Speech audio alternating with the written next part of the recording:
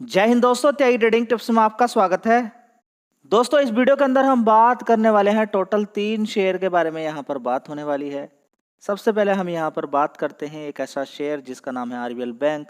यहाँ पर 51% हिस्सेदारी खरीदने की तैयारी एक यूएई की कंपनी कर रही है। ठीक है, उसके बाद आप देख सकते हैं पिछले 1 महीने के अंदर ये शेयर जबरदस्त तेजी दिखा चुका है। 264 रुपये से जबरदस्त तेजी दिखाई और 13% के रिटर्न इसने बना के दे दिए। देखिए, अब तो इस समय ये खबर देखने को मिल रही है। इससे पहले भी और दूसरी कंपनी बात करें, कोटक बैंक की अगर बात करें या फिर दूसरे बैंकों की बात करें, उनकी भी बीच बीच में आपको खबरें देखने को मिली थी कि आरबीएल बैंक के अंदर स्टेक बढ़ाया है। चलिए, एक खबर तो आपको ये देखने को मिल गई है, लेकिन अभी जो खबर आपको देखने को मिल रही है इसकी वजह से शेयर के अंदर देखिए 299 रुपये तक शेयर पहुंच चुका है। कभी ये शेयर कितने का होता था? 150 रुपये का। अभी भी आप 6 महीने का या 52 वीक लो भी अगर देखने की कोशिश करते हैं तो 146 रुपये का है। 146 रुपये पे इस शेयर को कोई पूछने के लिए तैयार नहीं था। हर कोई डर रहा था कि ये शेयर तो गिर गिर कर कहीं खत्म ना हो जाए। और ये शेयर कब से आपको लगातार आपको जानकारी इन्फॉर्मेशन मिल रही है। लेकिन याद रखें कि रिकमेंडेशन कोई नहीं होती। शेयर खरीदने बेचने की राय इस चैनल पे नहीं दी जाती है। एक अच्छे शेयर मैं आपके लिए लाता रहता हूं, तो अब आपको कितना कितना पछतावा करना पड़ रहा होगा। ठीक है, इस शेयर के बारे में बहुत ज़्यादा गलत गलत बोला जाता था कि ये शेयर तो कभी नहीं भागेगा, कभी नहीं भागेगा। और एक समय ऐसा था कि ये 600 650 रुपये से गिरते गिरते शेयर नीचे की साइड में 70-80 रुपये तक पहुंच गया था। तब भी मैंने आपसे बोला था कि इस शेयर के अंदर पोटेंशियल है, और सीधा 300 रुपये इसने मारा। फिर दोबारा से आपको पैसा बना के दे दिया। तो अब क्या है खबर, एक बार पूरी पढ़ लेते हैं। तो जैसे कि नॉर्मली आपको समझ में आ गया होगा कि आरबीएल बैंक के अंदर अच्छी खासी तेजी बनी है। तो अमीरात की एक कंपनी है, एमिरेट एनबीडी जिसको करके बोलते हैं, ये कंपनी है। और ये सारी बातें रिपोर्ट के थ्रू निकल कर आ रही हैं। ये देखिए, बातचीत अभी चालू है इसके बारे में, लेकिन अभी फॉर्मेलिटी पूरी होगी, उसके बाद मीटिंग होगी, ये सारी चीज़ें देखने को मिल सकती हैं। लेकिन जो खबरें हैं वो वैसे ही नहीं फैलती हैं। यहाँ पर आप देख सकते हैं ये जो कंपनी है एमिरेट्स एनबीडी, जो रेडी है लगभग 1.7 बिलियन का चेक, 1.7 बिलियन डॉलर का चेक लेकर बैठी हुई टू बाई मेजोरिटी कंट्रोल। याद रखिएगा, मेजोरिटी कंट्रोल मतलब 51 का, 51 से ऊपर मेजोरिटी कंट्रोल उसमें आता है। ठीक है, तो ये देख सकते हैं यहाँ पर यूएई की कंपनी, यहाँ पर आप देख सकते हैं।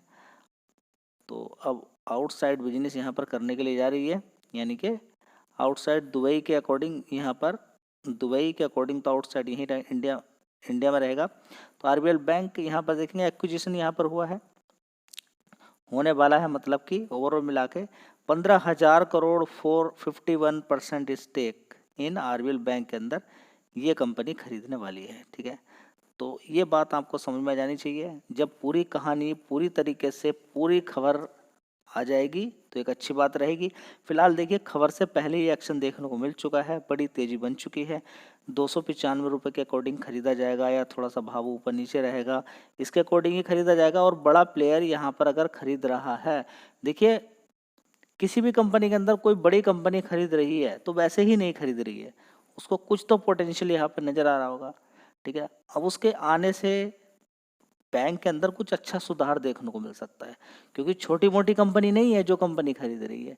दुबई की बहुत बड़ी कंपनी, यहाँ पर यूएई की बहुत बड़ी कंपनी देखने को मिल रही है, जो बड़ा बिजनेस करती है फाइनेंस सेक्टर के अंदर। ठीक है, तो ये बात आपको समझ में आ जानी चाहिए। चलिए एक बार और डिटेल थोड़ी सी देख लेते हैं। थोड़ी सी डिटेल यहाँ पर देखने की कोशिश करते हैं कि रिपोर्ट के द्वारा यहाँ पर 5% की तेजी आज यहाँ पर देखने को मिली है।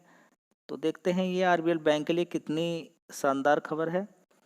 जो ऊपर की साइड में 5 ईयर का हाई यहाँ पर आप देखेंगे बना दिया 305 रुपये का। काफ़ी समय से शेयर नीचे की साइड में ही था, काफ़ी दिन से भागा नहीं था। ठीक है, तो ये सारी चीज़ें आपको मालूम होना चाहिए कि यूएई की ये लार्जेस्ट लेंडर है। ठीक है, कहाँ की? यूएई की सेकंड लार्जेस्ट लेंडर है एमिरेट्स एनबीडी। ठीक है, तो ये बात आपको समझ में जानी चाहिए कि कंपनी के अंदर बड़ा काम यहाँ पर है। और ये जो देखिए, अभी आने वाले टाइम में पता चलेगा कि कौन सा मोड रहेगा जिसमें ये शेयर्स दिए जाएंगे। ठीक है, तो ओवरऑल मिला के अगर देखते हैं तो 51% का स्टेक यहाँ पर लेने की बात चल रही है। अब आगे देखते हैं कि आरबीआई का अप्रूवल के बाद यहाँ पर क्या क्या चीज़ें देखने को मिलती है और ये कितनी सही साबित होती है वो तो आगे ही पता चलेगा। और आने वाले टाइम में ही क्या है, आने वाले टाइम में किस भाव पर बेचेंगे ये भी आने वाले टाइम में पता चलेगा। दोस्तों अगला शेयर होगा एक्सिस बैंक। देखिए रिजल्ट्स ऊपर नीचे होते रहते हैं, लेकिन ये बात आपको समझ में आ जानी चाहिए कि पिछले 6 महीने की बात करें या 5 दिन की बात करें या फिर 5 साल की बात करें, शेयर ने अच्छा ही पैसा बना के दिया है सभी को। बीच बीच में गिरावटों के बाद तेजी ही बनी है। अभी रिजल्ट्स कंपनी के आए हैं, Q2 के रिजल्ट्स आए हैं। क्वार्टरली बेसिस पर अगर हम देखने की कोशिश करते हैं तो यहाँ पर ज़बरदस्त गिरावट यहाँ पर देखने को मिल रही है। कितने परसेंट की यहाँ पर आप देख सकते हैं। तो दोस्तों देखने की कोशिश करते हैं यहाँ पर एक्सिस बैंक के अंदर प्रॉफिट के अंदर 26% का गिरावट यहाँ पर देखने को मिल रही है। कितनी? 26 और या 25 बोलेंगे तो ओवरऑल मिला के अगर देखते हैं तो गिरावट है, काफ़ी बड़ी गिरावट यहाँ पर 26% की ईयर ऑन ईयर बेसिस पे गिरावट देखने को मिल रही है। तो ये एक बैंक के लिए अच्छी बात है क्या? देखिए प्रॉफिट ऊपर नीचे होता रहता है। मैं बोलता हूँ कि इसकी वजह से शेयर के अंदर गिरावट भी देखने को मिल सकती है क्योंकि शेयर लगातार तेजी के अंदर है। लेकिन इसका मतलब ये नहीं कि बिल्कुल ये बैंक खत्म हो चुका है। प्रॉफिट गिरा है, कुछ तो प्रॉफिट कमाया होगा ना, प्रॉफिट कमाया, नुकसान तो नहीं ना। अब देखिए आपका कोई धंधा है, हर साल आपको 5 करोड़ की इनकम होती थी, इस बार 4 करोड़ की हो गई ना। ऐसा तो नहीं दिवालिया बन गए आप, ठीक है। तो ऐसा नहीं होना चाहिए कि कंपनी का प्रॉफिट गिर जाए तो बस कल को ही इस पे जाके सबसे पहले हम ही सेल मारेंगे। एक इन्फॉर्मेशन पर्पस के लिए है। मजबूत शेयर के अंदर ये सारी चीज़ें नहीं देखी जाती हैं। गिरावट ज़्यादातर आपको देखनी चाहिए मजबूत कंपनी के अंदर। कोई निगेटिव न्यूज़ आए तो एक बढ़िया बात है। मैं आपसे बोलता हूँ कि HDFC बैंक के अंदर और कोई ख़राब न्यूज़ आ जाए, इतनी ज़्यादा मेजर ख़राब नहीं होनी चाहिए। जो बढ़िया बढ़िया बैंक हैं, SBI के अंदर कोई ख़राब न्यूज़ आए खरीदने का मौका मिलेगा। TCS इन्फोसिस के अंदर कोई ख़राब न्यूज़ आए खरीदने बेचने का मौका मिलेगा। बात करें तो ट्रंप लगातार खराब न्यूज़ दे ही रहे हैं। आज भी देखेंगे तो आप देखेंगे बहुत परेशान करके रखा हुआ। लास्ट में चलिए बात भी करेंगे। फिलहाल अभी एक शेयर और यहाँ पर हम देख लेते हैं। अगला शेयर होगा IRFC। Q2 के रिजल्ट्स आ चुके हैं, बड़े चालाकी वाले रिजल्ट्स आए हैं, ठीक है। आप खराब भी नहीं बता सकते, अच्छे नहीं बता सकते हैं। मार्केट कैप थोड़ा सा देख लीजिए कंपनी का, 1.63 लाख करोड़ का मार्केट कैप है, यानी कि गिरावट पे ही खरीदने थोड़ा सा अच्छा है। 52 वीक लो देख सकते हैं यहाँ पर 108 रुपये से ज़बरदस्त इसने तेज़ी दिखाई थी। आप देख सकते हैं 108 रुपये तक नीचे शेयर पहुँच गया था, बहुत ज़्यादा नीचे तक। उसके बाद अच्छी खासी तेज़ी भी दिखाई गई, 146 रुपये फिर गिरावट हो गई है। तो ऊपर नीचे शेयर होता रहता है, तो बड़ी बड़ी गिरावट पर ही शेयर खरीदें तो अच्छा हुआ, क्योंकि 20 रुपये के आसपास ही जब शेयर था कोई इसको पूछने वाला नहीं था। लगातार इसकी वीडियो आपको मिलती रहती थी और साथ में आप इसमें गालियाँ भी देते रहते थे, क्योंकि मजबूत फंडामेंटल थे। वही बात मैंने आपको रखी कि जहाँ पर मजबूती है और शेयर नहीं भाग रहा है, ध्यान रखें वहाँ पर। आपको नहीं देखना है कि दुनियादारी में क्या चल रहा है, मार्केट क्या कर रहा है। आपको कोई मजबूत शेयर मिल रहा है, वो नहीं भाग रहा है, तो ये मत समझ लीजिएगा कि वो भाग नहीं सकता आने वाले टाइम में। दोस्तों सबसे बड़ी चीज होती है कमाई, नेट प्रॉफिट बाद की चीज है। सबसे पहले हम देखेंगे यहाँ पर कि कमाई किस तरीके की चल रही है। 6,900 करोड़ की थी एक साल पहले, उसके बाद 6,700, 6,700, उसके बाद बढ़कर 6,900 हुई। उसके बाद अब देखिए घटकर 6,372 करोड़ की सेल्स हुई है, जो पिछले 4 क्वार्टर से कम है। तो रिजल्ट्स तो मज़ेदार नहीं है, वो खराब भी नहीं बोल सकते हम, खराब भी नहीं बोल सकते, क्योंकि 6,372 करोड़ रुपया कम तो होता नहीं है, ठीक है, समझे बात को। चलिए ओवरऑल मिला के बहुत सारे एडजस्टमेंट होने के बाद, लेकिन रेवेन्यू सेल्स में तेजी नहीं है पिछले 4 क्वार्टर से, बस याद रखेंगे। लेकिन यहाँ पर एक चीज़ कमाल कर दिया है रिजल्ट्स बनाने वाले ने, कि प्रॉफिट यहाँ पर दिखा दिया है 1,777 करोड़ का।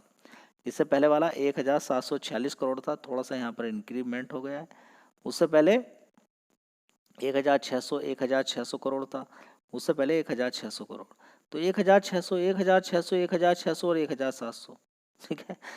तो यहाँ पर फ्लैट ही बात चल रही है। जब फ्लैट बात चलती है तो शेयर भी फ्लैट ही हो गया, नहीं ज़्यादा भागता, नहीं ज़्यादा गिरता। तो सारी बात आपको समझ में आ गई। कंपनी खराब नहीं है, ना ही ये प्रॉफिट खराब है, लेकिन प्रॉफिट फ्लैट हो जाने से और शेयर 20 रुपये का शेयर था कभी यहाँ पर होने से, तो शेयर के अंदर थोड़ी गिरावट या फिर शेयर भी फ्लैट हो सकता है। ये बात आपको समझ में आ जानी चाहिए। अब क्वेश्चन उठता है यहाँ पर कि ग्लोबली आप पहले बताते रहते थे बहुत सारी चीज़ें, अब नहीं बताते हो। देखिए, आप में से काफ़ी सारे लोगों ने कहा कि ग्लोबल क्या चल रहा है, ग्लोबली क्या चल रहा है वो हम न्यूज़ पे देख लेते हैं, आप स्टॉक्स के बारे में बताइए। तो तब से मैंने थोड़ा सा कवर करना बंद कर दिया, लेकिन फिर भी हेडलाइन अगर आप सुनना चाहते हैं तो मज़ेदार बात ये चल रही है कि अभी अमेरिका और चाइना के बीच में ट्रेड वार चालू है। और चालू में आप यहाँ तक पहुँच चुकी है बातें कि चाइना ने जो 40% तक, देखिए चाइना बहुत बड़ा सोयाबीन का खरीदार था। सोयाबीन कहाँ ज़्यादा बनती है फिलहाल की बात करें तो सोयाबीन तो इंडिया के अंदर भी उगाई जाती है, चाइना के अंदर सब जगह। लेकिन अमेरिका सोयाबीन का क्या करता है, एक्सपोर्ट, वहाँ के किसानों को फ़ायदा होता है। तो अभी इस समय चाइना ने मना कर दिया है कि हम आपकी सोयाबीन नहीं लेने वाले। देखिए, अब ट्रंप अपनी मर्जी चला रहे जहाँ तहाँ, तो देखिए उसको जैसी करनी वैसी भरने का सबक सारी चीज़ें मिलेगा वहाँ पर, और मिलना भी चाहिए। डॉलर को आसमान पे ले जाके रखा हुआ है, सभी लोग डॉलर में पेमेंट करते हैं, इस्तेमाल करते हैं, सबकी इकोनॉमी ध्वस्त करने की तैयारी चल रही है ट्रंप के द्वारा।